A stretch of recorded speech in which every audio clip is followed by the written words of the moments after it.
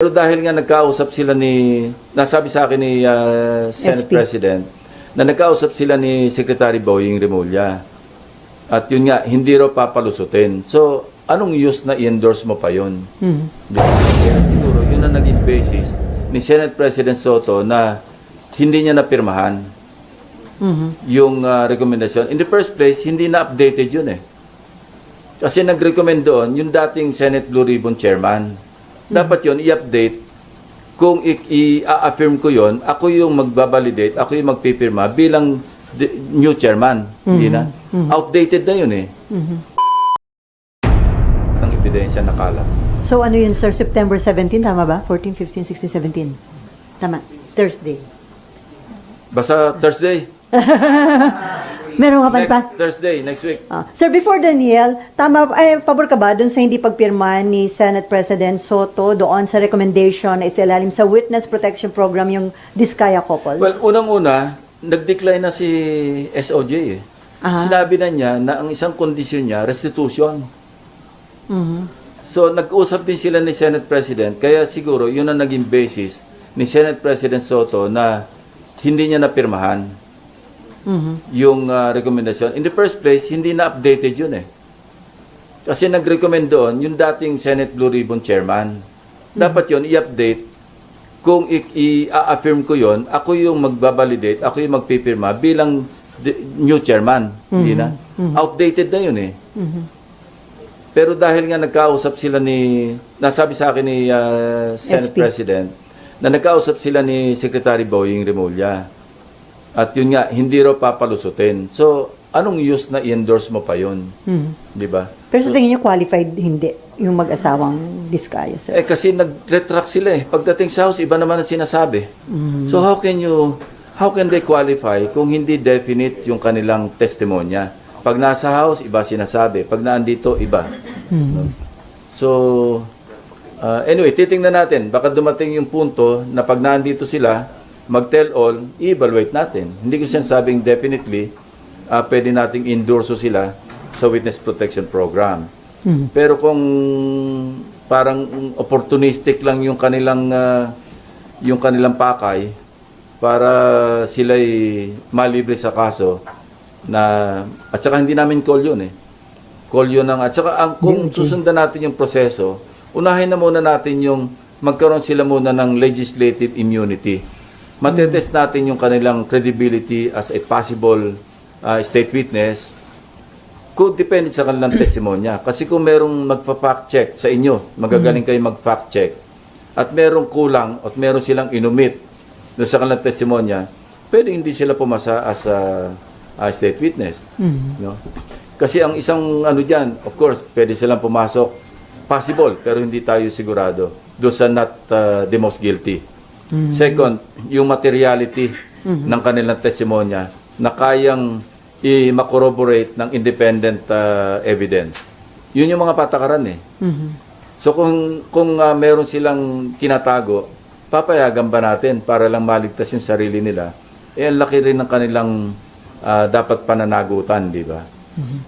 Okay, Daniel, and then Mean, and then Jan, and then Marlon. Hi sir, good morning.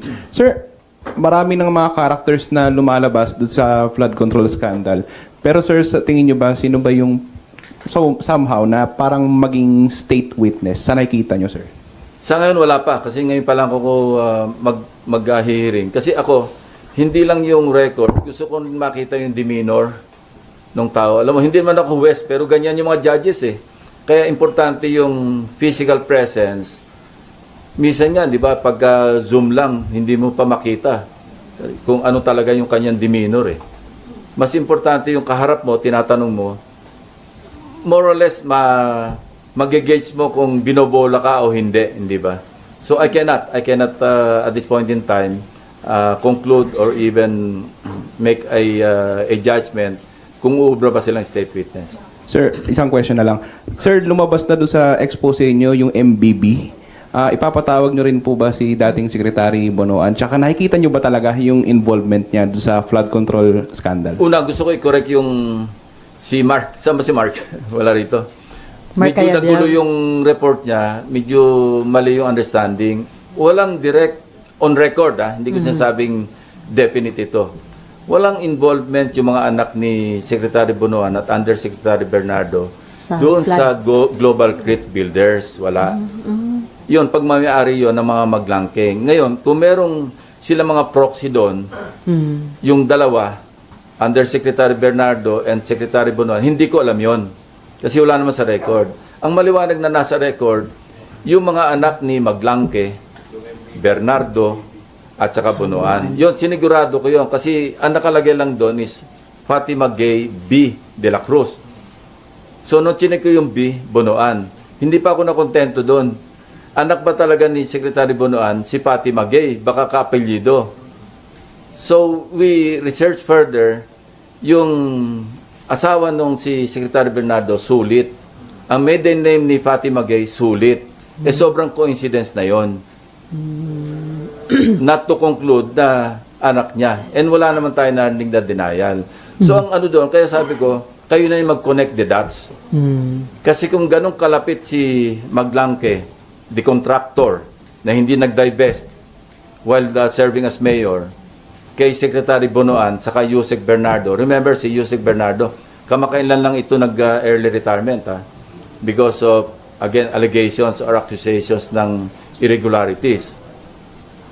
So kayo na mag-conclude kung bakit napakaraming kontrata ng Global Crit Builders. Sabi niya, siya nagsabi ako'y kilalang kontratista na bilyon-bilyon ang aking kontrata sa buong Pilipinas. Pero sir, so far, wala pa kayong nakikitang direct involvement ni dating sekretary? Wala, yung direct. So far, wala. Yun lang. Sabi ko nga sa inyo, kayo na mag-connect the dots. Pero sir, dun sa interpellation sa inyo ni Senator Marcoleta, ang sabi niya, parang malapit nang sabihin ni Undersecretary Cabral na ang impression niya, yun yung utak ng sindikato sa DPWH na yun daw ginagawa niya, may basbas ni ng dating secretary? Parang yun ang sinabi niya. Sana pinurso niya. Sayang. Di ba nabanggit niya yun? Na... Sana pinurso niya. Siya yung chairman So, bakit sa tingin niyo hindi niya na-pursue? yun ang Kulang hindi ko alam. oras? Siya yung tanungin niyo. Okay. Mean. Hi, sir. Good morning. Sir, let me go to Bryce Hernandez muna. How credible is he, sir? I mean, from here until house, ang sinasabi lang niya, laging utos sa kanya, nayayaya lang siya ni Alcantara. From my vantage point, hindi siya credible. That's my opinion. Based on what I know about him. No? Kung siya niyayaya lamang, paano siya nakapag chips to cash to chips na bilyon? Saan ang galing yun? Niyayaya lang siya, pantaya lang siya ni Alcantara. May sariling taya si Alcantara 1.4 billion nga yung kanyang cash to chips Imagine, for the past 3 years yun, hindi naman ito one time na nagpapalit ng 1.4 billion. Pero from 2023 hanggang 2025, ang record sa mga casinos, the different casinos, imagine 1.428 billion yung pinalit mong cash to chips. Saan ang galing yun? Si Bryce Hernandez naman, billion din yung kanyang chips to cash. Bukod pa yung cash to chips. Saan ang galing yun? Oh. So, sir, dapat pa ba siyang ipatawag at paniwala? Papatawag. Definitely. Gusto kong maliwanagan yung sinasabi niya na delivery ng obligasyon. Anong ibig niya sabihin? Gusto ko i-pursue yun.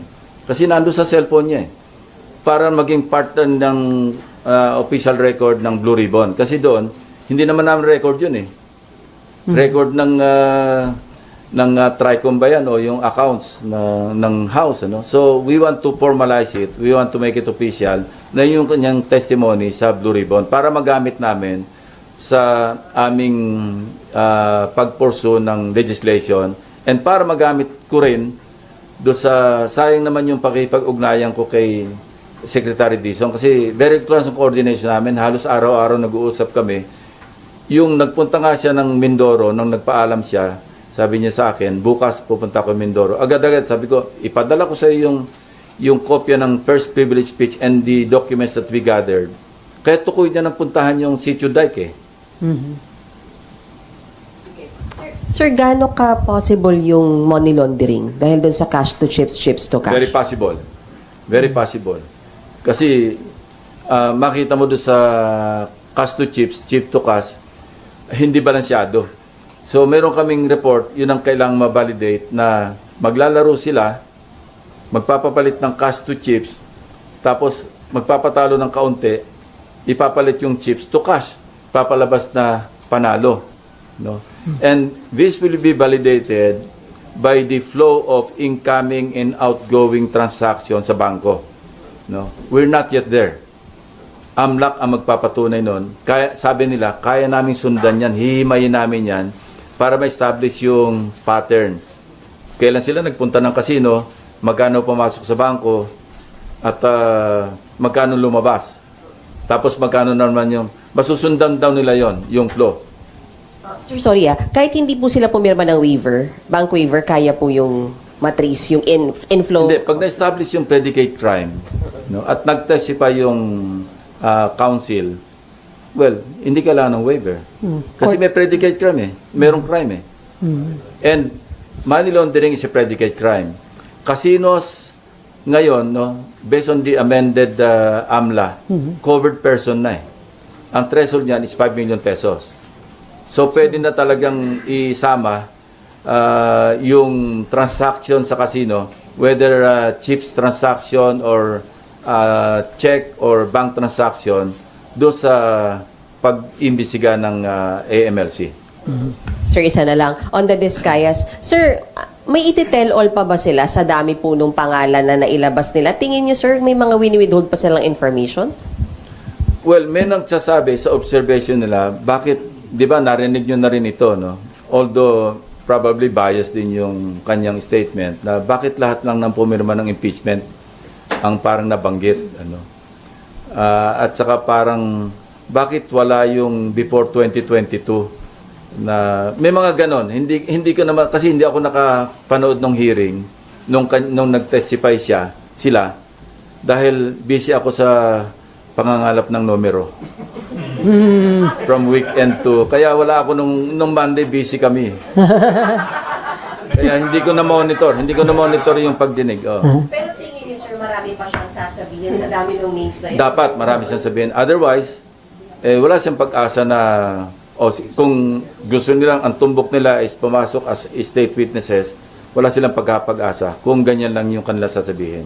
Okay, before dyan, sorry, yung Beng Ramos, ipapatawag nyo at talaga bang taga-broom yun? Well, ganito, no? In fairness, kasi she's undergoing medical treatment. Sa ngayon, pinalipat namin siya sa motor pool. Kasi tinatanong ko, meron ba tayong holding group na parang holding unit sa Senado? Yun daw ang pinaka-holding group unit.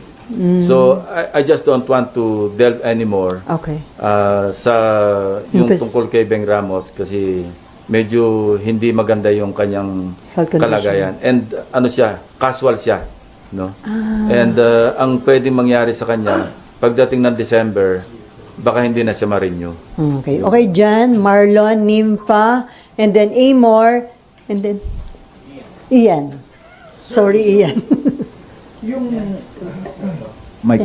Sir, yung recommendation doon sa mga diskaya to be state witnesses, ano po ba, nakikita nyo bang parang napakaaga naman, nagmadali, considering na isang beses lang po humarap si Curly dito sa Senate and sa masyado po bang Iwasan naging mo na maaga? lang mag-judge ko ano yung nasa isip o ano yung motivation ni Senator Marcoleta. No? Meron siyang reason, whatever the reason is, meron siyang dahilan kung bakit nirecommend niya kagad na maging state witness. No? Ayoko siyang husgahan doon. Ako, yung sarili kong pananaw, yung sarili kong sa tulong na rin ng mga members, no? Yung bagong composition ng Blue Ribbon na committee, pagtutulong-tulungan namin i-assess kung ubra ba talaga silang i-recommenda na pumasok sa Witness Protection Program. Okay, Marlon. Sir, initially sir, sa mga narinig nyo, nakita nyo dun sa mga hearings, both Senate and sa House, may mga adormawanay na ba sir, tingin nyo? Manliligaw lang din dun sa investigation. Sinira mo naman yung araw ko. Maganda usapan natin. Ewan ko, hindi ko alam. Wala pa kasing pagdinig eh.